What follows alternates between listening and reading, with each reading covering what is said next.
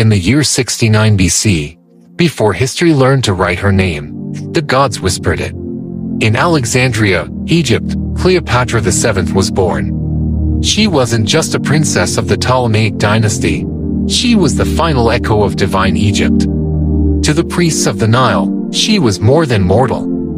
In her breath lived the wisdom of Isis. In her judgment stood Met, the goddess of cosmic order.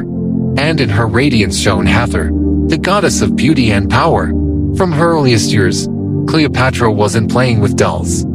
She walked among scrolls and sacred texts in the intellectual heart of the ancient world. Enter the shadow of the great library. She studied philosophy, theology, astronomy, medicine, and the art of ruling. She gathered knowledge like Isis gathered the scattered pieces of Osiris, learning to rule not just by force, but by understanding power itself. She mastered languages so she could speak directly to her people. The first of her dynasty to do so.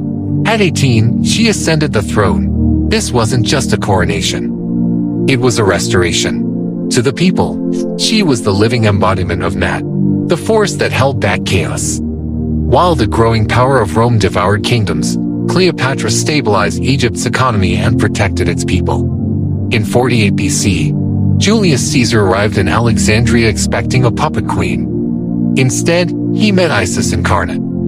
Cleopatra didn't confront Rome's legions with an army, but with a mind sharper than any blade. Caesar didn't see a client ruler, he saw an equal. Through an alliance, not surrender, Egypt remained sovereign. When Caesar fell, Cleopatra did not falter. She returned to Egypt stronger, ruling alone and making her kingdom prosper. Then, in 41 BC, she sailed to meet Mark Antony. But she arrived as a goddess. Her gilded ship, perfumed with incense, wasn't a display of vanity. It was a symbol of Egypt's divine power. Antony wasn't seduced, he was claimed by history. Together, they ruled as living deities in the East, binding Egypt's future with Rome's for nearly 2 decades. Cleopatra ruled with unmatched brilliance, a true queen who unified the aspects of Isis, Nat, and Hathor. But in 31 BC, at the Battle of Actium, the divine age began to end. Finally, in the year 30 BC, Cleopatra chose her own fate, not captured, not braided in chains, but ending her story on her own terms. With her death, the 3,000-year line of pharaohs ended. The temples grew quiet.